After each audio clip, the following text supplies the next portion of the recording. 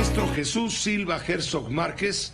Hoy lo estamos buscando con un interés enorme, por supuesto saludarlo, pero para comentar con él este libro que traías hoy bajo el brazo, y yo también, que se llama La Casa de la Contradicción, que según Roger Bartra, de larga trayectoria, dice, es un ensayo sobre la frustración democrática. Vamos saludando a Jesús. Allá son las 7 de la noche con 50 minutos en la capital de Estados Unidos. ¿Cómo estás, Jesús? Aquí está Carlos Elizondo Mayer Serra. ¿Cómo te va? Muy buenas noches. Hola, Pepe, pues qué alegría platicar con ustedes. Muchísimas gracias por la oportunidad de platicar. Qué gusto. La oportunidad nos la brindas tú al acceder a conversar con Carlos, que ya tuvo oportunidad de darle una primera ojeada, dar el primer golpe a tu libro, La Casa de la Contradicción. Carlos, platícale, pues no te quedes callado. Pues estoy muy apenado. No seas tímido. Soy muy tímido porque no he acabado de leer el libro, como te dije. Pero lo que llevo, Chucho, no, primero muchas felicidades. Es un libro muy valiente, es un libro muy personal. Se ve tu voz con mucha firmeza. Creo que es el resultado de mucho tiempo de maduración, de muchos conceptos. La primera parte que ya leí sobre la democracia me parece muy buena. Realmente cualquiera que lea esto saldrá pues muy desubicado sobre qué es esto de la democracia. Y la frustración de la democracia. Pero muy claro sobre lo difícil que es construir, los errores que hemos cometido, y pues el resto del libro tiene que ver mucho con quien ahora ocupa nuestra casa democrática, ¿no, Chucho? Sí, creo que un poco el intento es para tratar de entender dónde estamos. Yo creo que tenemos que irnos un poco para atrás y en primer lugar darnos cuenta que una de las razones por las cuales las democracias funcionan mal es que no se entiende qué son las democracias. Entonces, o le pedimos demasiado a la democracia o no le exigimos lo que tiene que pedírsele a ese régimen. Y creo que hemos vivido bajo dos simplificaciones que nos han hecho mucho daño. Creo que la primera simplificación del 2000 al 2018, para ponerlo, digamos, en ese bloque, acentuó mucho el punto de la aritmética electoral, con esta perspectiva de que si sabíamos contar bien los votos, ya se resolvía todo se iba a acomodar. Y en ese aspecto llegamos, creo que con gran ingenuidad, a la alternancia en el año 2000. Y ahora, pues la otra simplificación es que tenemos a un pueblo encarnado en un gran líder histórico que tendría ya la capacidad de resolver todos los problemas. Mi argumento es que no se puede, ni con esa visión liberal que tiende a ser oligárquica, ni con esa visión populista que tiende a ser autoritaria. Necesitamos hacer esos puentes que reconocen la necesidad de la fricción que existe en todo régimen político democrático. ¿Por qué dices, Jesús Silva Herzog, por qué dices que López Obrador ni es juarista ni es de izquierda? Bueno, el presidente constantemente evoca la historia. Creo que uno de los contrastes importantes de la figura de López Obrador frente a sus predecesores es que no está viendo lo que dice la OCDE, ni le importa lo que dice la prensa internacional. Lo que le importa es su legitimidad histórica y su filiación con esos héroes que pone siempre detrás de sus conferencias mañaneras. Y yo creo que en López Obrador hay una gran distancia de esos referentes que él menciona.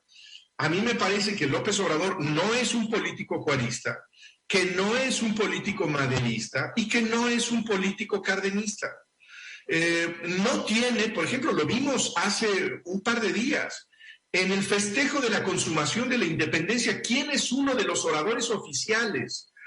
Pues el representante del Papa Francisco. Esa es una transgresión brutal de esa separación franca, muy estricta, que debe haber en un Estado laico y que haría que Benito Juárez se revolviera en su tumba. ¿Cómo es posible que en el Palacio Nacional, en la Poder Civil, se invita a este representante del poder religioso para dar un mensaje. No es tampoco un maderista quien pues rechaza las instituciones electorales, como lo ha hecho una y otra vez el presidente López Obrador, y que se acerca tan íntimamente al ejército mexicano como su gran aliado político. Si algo abominaba Francisco I. Madero era el militarismo político que sostenía la dictadura porfiriana. Entonces, ¿cómo puede haber ahí un liderazgo maderista cuando lo que vemos constantemente es un gobierno que entiende que su columna vertebral es ese pueblo uniformado que es el ejército? Y yo diría también, Pepe, que no tiene vínculo con la trayectoria, con la tradición cardenista, porque el gobierno de Lázaro Cárdenas era un gobierno con un gran sentido de Estado, que construyó sobre todo estos interlocutores a través de las corporaciones, en donde el Estado mexicano tenía que tener esas columnas sectoriales que eran la base de su poder popular. Y lo que ha hecho López Obrador es dinamitar esas interlocuciones, porque lo que le interesa al presidente López Obrador es esa transferencia directa de su generosidad a los bolsillos de sus clientes. Me parece en ese sentido que todas esas credenciales históricas que pretende presentar el presidente López Obrador, pues no se sostienen. Ahora, tú discutes al principio del libro y lo dijiste ahorita, esta, digamos, insatisfacción que puede generar o que genera la democracia, porque por un lado, digamos, en una visión muy estrecha, aritmética, decías hace un momento, pues lo único que es la democracia es la posibilidad, como citas tú a Schumpeter, de poder echar a los gobernantes que no nos gustan. Poderlos echar sin sangre, sin violencia, no nos gustan, se van. Y con eso estamos mejor que en cualquier otro régimen, porque echar dictadores en regímenes autoritarios es un problemón y los dictadores luego se vuelven locos y no hay nada que hacer con ellos. AMLO, paradójicamente, o no paradójicamente, es el resultado de que los mexicanos se hartaron de una serie de políticos y lo trajeron a él. Pero él ve la democracia de una forma distinta. Recuperando a otro de los autores que citas, Rousseau, pues él se siente que es el representante del pueblo, él habla por el pueblo, él es la unidad de los mexicanos. Y sin embargo, como también discutes, pues eso no existe. La democracia es la muestra de que si uno saca 53% del voto, que 47% de los mexicanos no están contigo, no hay tal unidad. Incluso discutes esta cosa, quedas desnudo. Si antes el cuerpo del rey era el poder político, ahora ya no hay esa cosa. AMLO está queriendo, el presidente está queriendo reencarnar eso. ¿Puede funcionar en una sociedad como la mexicana hoy? Pues mira, creo que funciona en estos momentos en la medida en que el presidente López Obrador sigue siendo un presidente popular.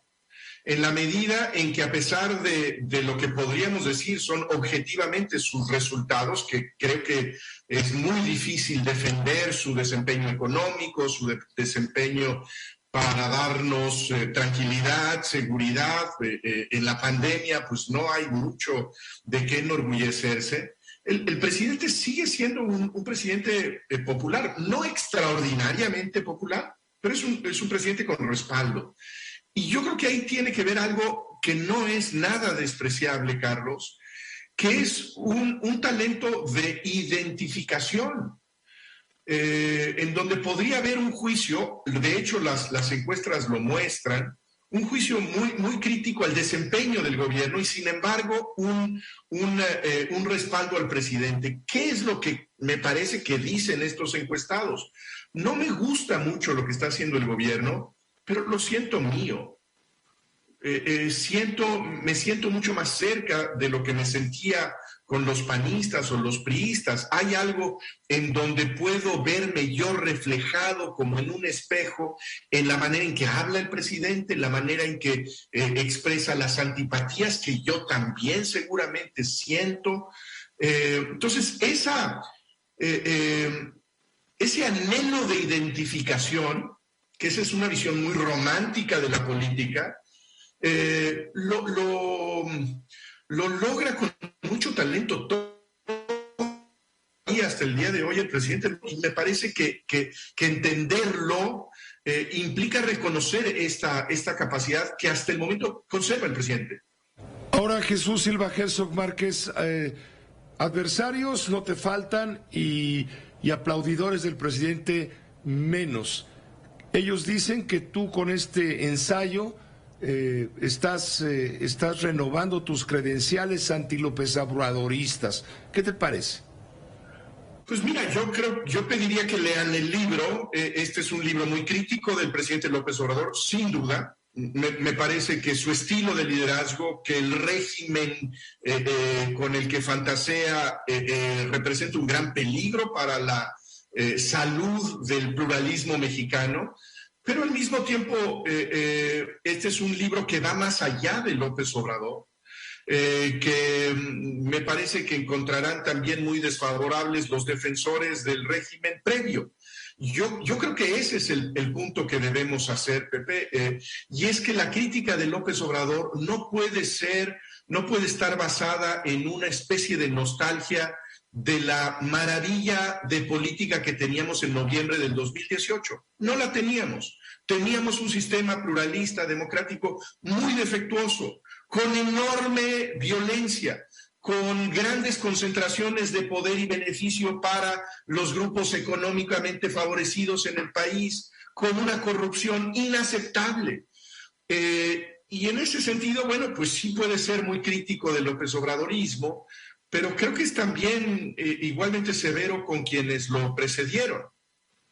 Roberto Zamarripa, del periódico Reforma, te hizo una entrevista, bueno, muy buena entrevista, como le estamos haciendo en este momento con la ayuda, el apoyo de Carlos Elizondo Mayer Serra, y te hizo una pregunta que me llamó mucho la atención.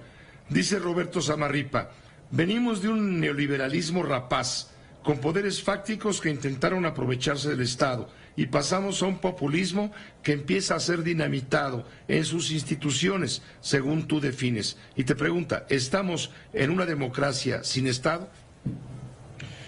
Me parece que ese ha sido el drama histórico de México. Hoy estamos en fiestas de Bicentenario. Creo que cuando hablamos de la democracia mexicana tenemos que hacernos cargo de que en esos 200 años en que México ha sido formalmente un país independiente, no ha logrado lo elemental que es construir una plataforma de Estado. Y yo creo que esa es una leyenda que trato de cuestionar en el libro, porque muchos lectores de la política mexicana y del régimen de la posrevolución, del régimen priista, dijeron: México construyó un Estado poderosísimo. En eso llegó a creer incluso Octavio Paz. Yo creo que se equivocó.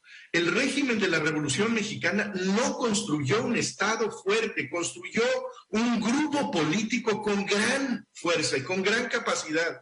Pero lo que estableció no fue un pavimento de Estado en donde pudiéramos nosotros decir: aquí hay una serie de leyes que se acatan, una serie de normas que se obedecen, e independientemente de cómo se eligen a los gobernantes, aquí hay una cierta regularidad que está por encima de los caprichos.